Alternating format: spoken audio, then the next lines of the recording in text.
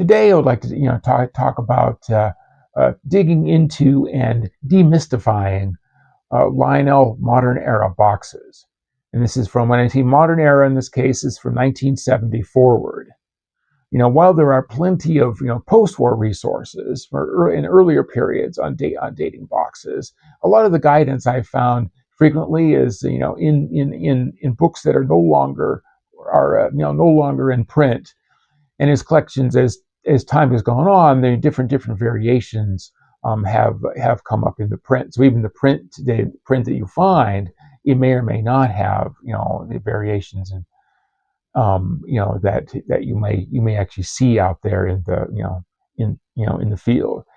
And also, there's also seen a lot of sellers, whether it be at train shows or at eBay, misidentifying errors. Hobbyists will put lumps all in, call everything one era when it really isn't, because each of these eras do have more significant type of production. And generally here we're going to actually have, there actually are three major ownership eras. One is the General Mills era, is most common, and this is actually about 1970 through 1986. And they had their first with the MPC era, or Model Products Corporation. These people did a lot of the snap together model plastic kits, for instance, of the period, and still do actually.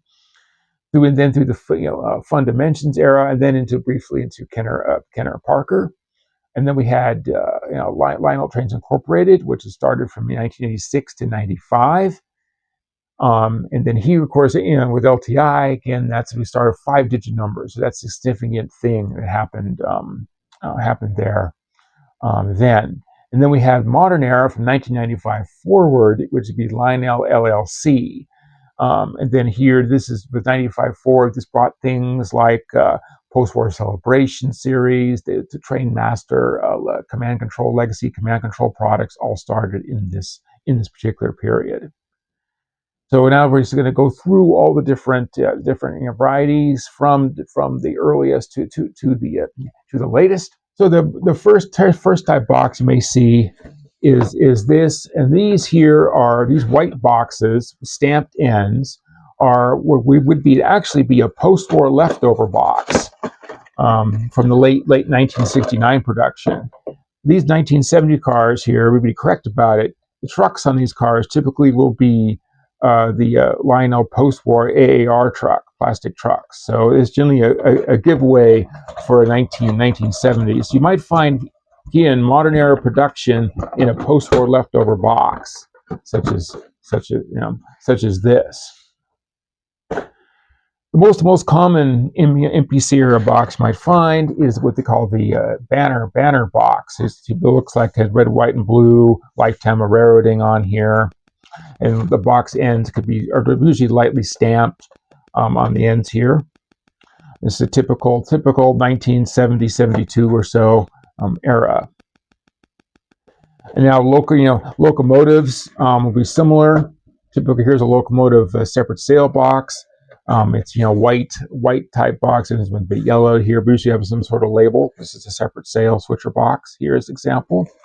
However, not all boxes are that way. Here's a pair of Canadian National Alco A units in the original boxes, and actually they are in a actual pair of Lionel banner box combination. So not all engines will be in a white box. There also is a transition type of box, and this example here for this Gulf single dome tank car here. This is actually, again, like a white box again, but this is a transition era box between the in the end of the banner box era. This is actually a 1971. We have the label. We have a white box, but with a label on the end. This is a 1970 type production. So you might see this kind of box as well in the early from the early 70s. We'll be transitioning into the 1972 forward. We'll see the more common red boxes.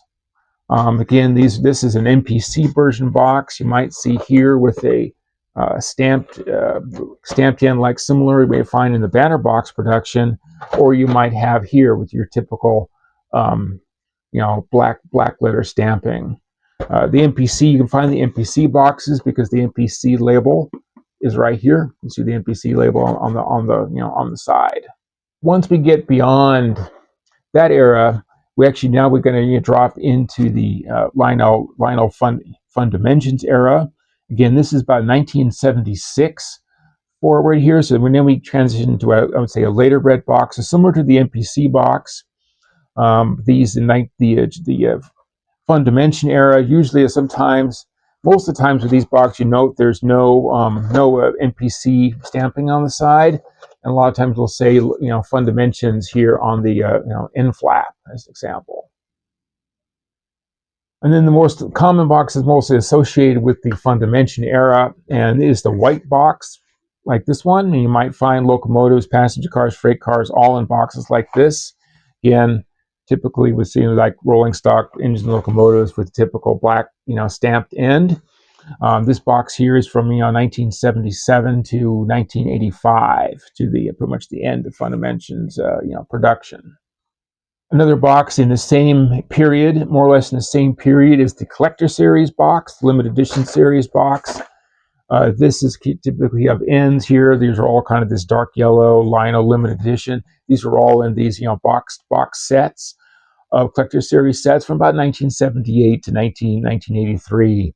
So all the big limited edition top of the line sets all kind of fall into this particular period. If you find locomotives and cars that cars of these sets typically have die-cast trucks.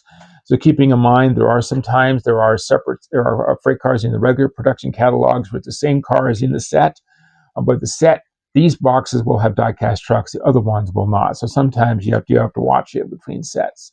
You may actually find the right box but the wrong car in the box. And one of the last Fundimensions era box is the orange box. This is similar to later eras. Here, generally, these boxes look similar to the Lionel Electric, the LTI series boxes with this Lionel Electric Trains. The only tell this is a Fundimension era box is that it will say Fundimensions here in small print here on the bottom of the box here. And this particular car here is out of the mail order set of 1986. So generally, late Fundimensions production. So this box is from in 1983 to 1986. You're more likely going to see it in limited edition, separate sale, freight and passenger sets of the period. So relatively on the higher side of the catalog. And then we're going to transition here into the Kenner. The tip was started with the Kenner Parker era. And generally, these were have these black field boxes here. So this is the circle, the first use of the circle L here of this period here. And these boxes here originated with the Kenner Parker era in 1986 in a short period of time. But this box is mostly associated with Lionel Trains Incorporated. So these boxes here were mainly used with the traditional series. They started breaking things up between the traditional series and collector series. So traditional series equipment generally came in this black field box. Generally here you'll see it'll say Lionel Trains Incorporated here on the back here.